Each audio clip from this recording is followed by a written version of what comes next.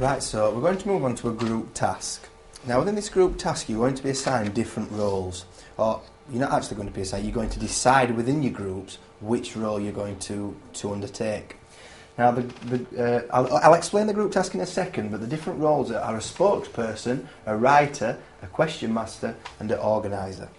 Now what I'd like you to do, in a second I'm going to put you into your groups and you're going to go and work on it might be a different table to the one that you usually sit on. Now, you're going to discuss different ideas of different characters that this suitcase could belong to.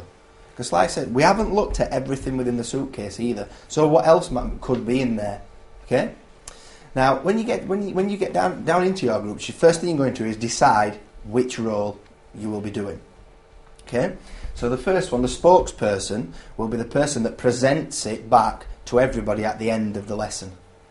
The writer will be the one who writes the ideas down in the form of a mind map, which I'm going to go into in a second. The question master is the one who, when you've discussed with your group, when you've looked at other groups' presentations, the question master is the one who asks the questions to that group. And then the organiser is the general person who basically organises the group and makes sure you're doing things in the correct order and what you should be doing. Is that okay? Yeah. You all understand that? Yeah. Thumbs up? Right. So, for example, when you go into your groups, I said, what type of format did I ask you to write it down in, Max? Mind map. A mind map. So what you might want to do first is you might want to list a few of the in the top corner. You might want to list just a few possible characters what this might belong to. So, for example, I'll use yours to start with. So, number 1, we said old man. Now, I personally think a farmer. Yeah? Now, as well as thinking of different characters, because it's not just that easy, I think it could belong to a farmer, I think it could belong to an old man. I'm wanting you to take it to that next level and give me the reasons why and discuss the reasons why. So, for example, if I decide to choose from my list a farmer, you can put in the middle of your page, farmer. Okay? And then, on your mind map, you can come up with different reasons why you think that. Okay, so for example, I might say, I think it belongs to a farmer because I've seen a farmer wear a flat cap. Okay? So you can list some of the objects, so I might put flat cap. Now you don't need to list lots and lots of all your ideas on here. These are just prompts, so when it comes to your presentation, you know the things that you've discussed and you can present it to the rest of the class. Because the other groups are then going to try and challenge you, and they might turn around and say, "Well, how can it be for a farmer? Because there's no farmers' equipment in there, or we haven't seen any farmers' equipment." Which you might respond to, "Well, how do we know that?" And then back it up with your point. "Well, I know that Farmer Giles on the farm I've seen wears a flat cap exactly the same." Okay. Take another example. For example, if I might say it belongs to a doctor. Okay? So I might, rather than have it in there, I might have doctor. Now, what would you say to me do you think it belongs to a doctor, Alfie? No. No, why do you not think it belongs to a doctor? I think it could be a cheap person that can't afford rich posh clothes. Okay.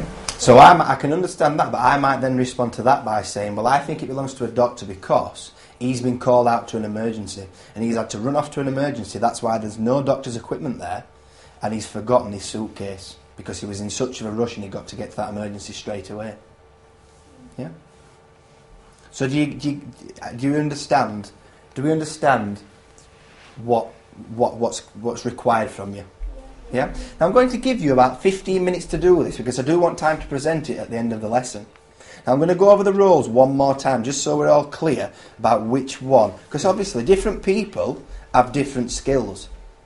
So Max, you might think you're a really good organiser, so you could be an organiser. You could organise the group, yeah? For example, Jaden, you might think that you're really confident at speaking in front of people, so you could be the spokesperson for your group.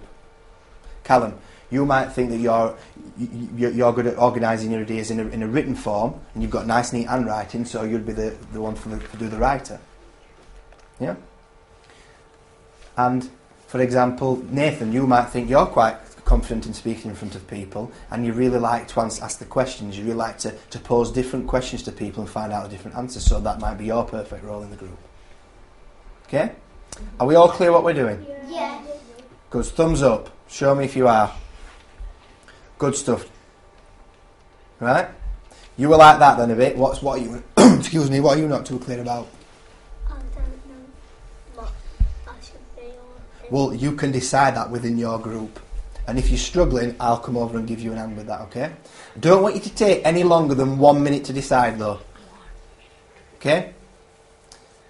Now, I'm going to just pick you. I'm going to pick you in different groups. So we're not going in our usual groups that we have in maths and sometimes other literacy lessons. It's in different groups this time.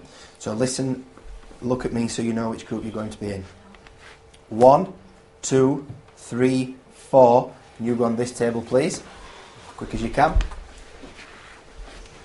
Thank you.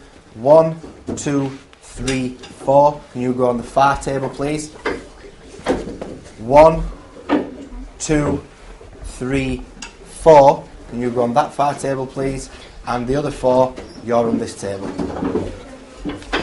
So the first minute or so, discussing what role's the best. I'll leave the roles on the board so you know what they are.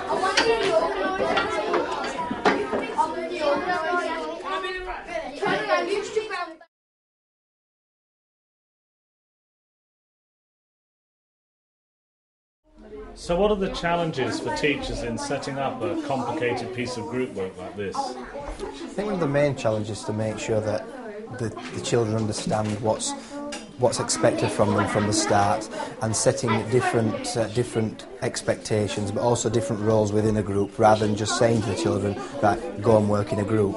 By setting the different roles, it makes it a lot clearer to the children what's expected of the individual within the group and how it's going to affect the group work ethic and the group work performance.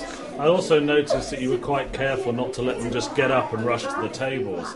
Tell me what your strategy was and why you used it. Simply just by letting the children go one table at a time. It just, for classroom management purposes, it made the classroom a lot more stress-free. It gave less opportunity for children to talk or for children to misbehave. And it still continues with the climate of the classroom when they were on the carpet with the instructional basis. So you also let the children choose their roles in the groups. Why did you do that? Well, the initial starting activity was an inquiry, problem-solving based activity, so this was another problem that the children had to solve. I also think that as the children get older, they start to learn the strengths and weaknesses, and it's a problem that they can discuss together, which is different to the actual task what's in hand, but it sets them off straight away. So it's important to see how many things you can give the children to do in a problem-solving lesson rather than telling them the answer. Yeah, because basically then they're not problem-solving. You're setting a problem and telling them the answer, and it contradicts the element of problem-solving.